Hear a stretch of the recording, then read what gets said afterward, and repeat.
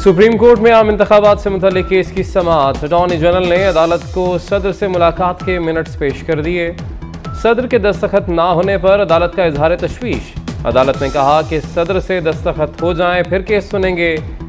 समाअत में दोबारा वक्फा।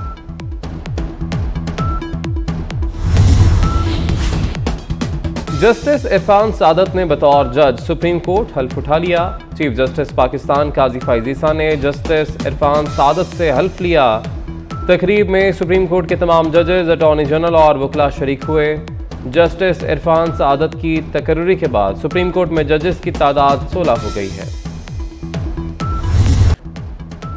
हमें बता दें 9 मई का मास्टरमाइंड कौन था। नून लीगी रहनुमा जावेद लतीफ ने कहा कि उसने जो किया उसका फैसला सुना दें, फिर ले आए मैदान में।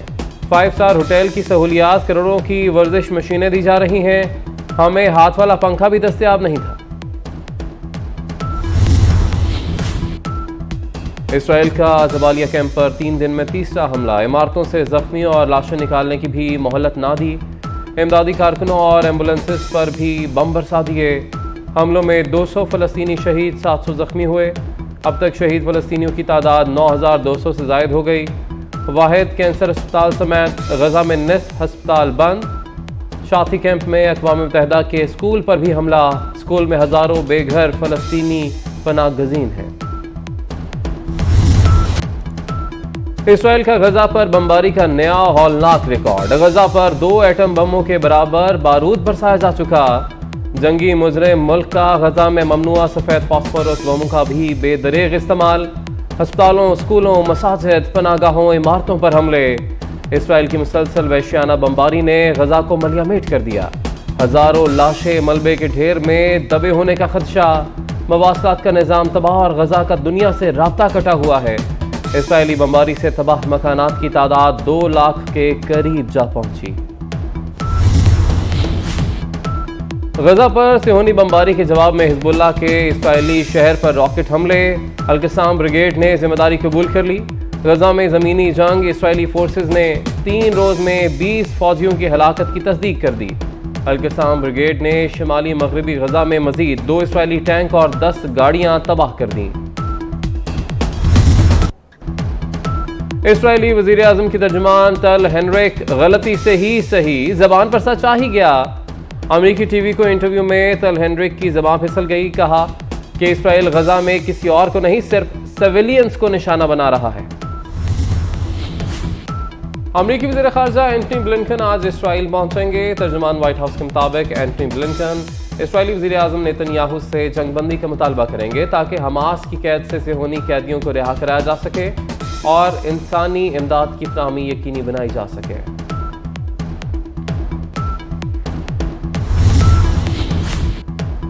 चीन का सलामती काउंसिल की सदारत संभालने के बाद बड़ा ऐलान। चीनी सफीर योंग जिन का कहना है कि इसराइल फ़लस्तीन तनाज़ा का तस्फिया अव्वलीन तरजीह है।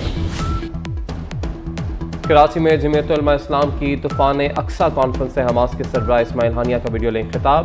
कहा पाकिस्तानियों की हिमायत दरअसल बैतुल मक़दस की हिमायत है। सरबराह हमास ने कहा कि फ़लस्तीन की माएँ बहनें आपकी तरफ देख रही हैं। फ़लस्तीन की औरतें और बच्चे भी मैदान जंग में हैं।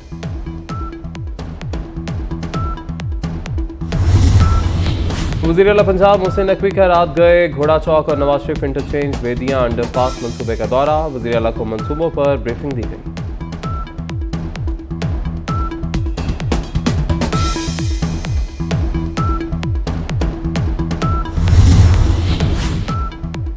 कारोबारी हफ्ते का आखिरी रोज। पाकिस्तान स्टॉक एक्सचेंज में कारोबार का मस्बत आगाज।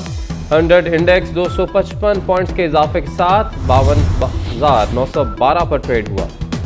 डॉलर की परवाज दोबारा शुरू। इंटरबैंक में डॉलर 57 पैसे महंगा हो गया। इंटरबैंक में डॉलर 283 रुपये 43 पैसे से बढ़कर 284 रुपये का हो गया।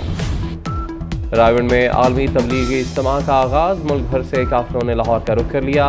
सिक्योरिटी के गैर मामूली इंतजामात, गाड़ियों की पार्किंग और ट्रैफिक की रवानी बरकरार रखने के लिए दर्जनों एहलकार तैनात। तबलीगी इज्तिमा का पहला मरहला 5 नवंबर को इख्तिताम पजीर होगा। बंदरों की बादशाहत में बसने वाले बेबस इंसान, क्या वो अपनी बका के लिए उठ खड़े होंगे? Action adventure film kingdom of the planet of the apps का ट्रेलर जारी। फिल्म आइंदा बरस रिलीज की जाएगी।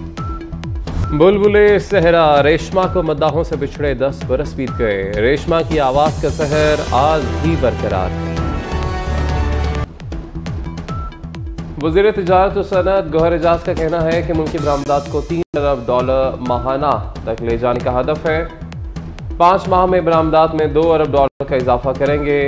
नॉन टेक्सटाइल एक्सपोर्ट तारीख में पहली बार बढ़ रही है। ज़राई शोबे की बरामदात भी बढ़ रही हैं।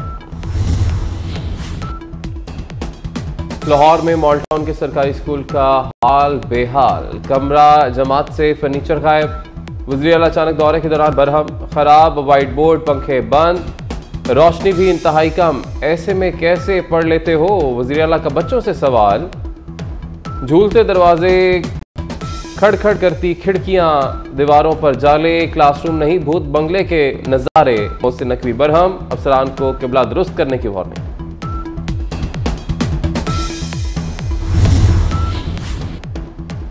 मोहसिन नकवी का अवामी अंदाज, तुम्हारी टाई क्यों ठीक नहीं? वज़ीर आला ने तालिब इल्म की टाई दुरुस्त की। अच्छा ये बताओ स्मोक किसे कहते हैं, क्या नुकसानात हैं? वज़ीर आला कुछ देर के लिए उस्ताद बन गए, तलबा से घुल मिल गए, सवाल जवाब किया, ऑटोग्राफ दिए, खाकरों ने सेल्फी भी बनवाई। रायवंड में आलमी तबलीगी इज्तिमा का आगाज, मुल्क भर से काफिलों ने लाहौर का रुख कर लिया। सिक्योरिटी के गैर मामूली इंतजामात, गाड़ियों की पार्किंग और ट्रैफिक की रवानी बरकरार रखने के लिए दर्जनों एहलकार तैनात। तबलीगी इज्तिमा का पहला मरहला 5 नवंबर को इख्तिताम पजीर होगा। बेयकीनी के बादल छट गए, इलेक्शन का चांद चढ़ गया। मुल्क में आम इंतखाबात 8 फरवरी 2024 बरोज जुमेरात होंगे। सदर आरिफ अलवी और चीफ इलेक्शन कमिश्नर में इत्तफाक। सुप्रीम कोर्ट ने मुशावरत का हुक्म दिया था। अटॉर्नी जनरल को राब्ता कराने का कहा था। सदर से इलेक्शन कमिश्नर और 4 अरकान मिले। अटॉर्नी जनरल भी मुलाकात में शामिल रहे। इंतखाबात की नई तारीख से मुतालिक सुप्रीम कोर्ट को आज आगाह किया जाएगा।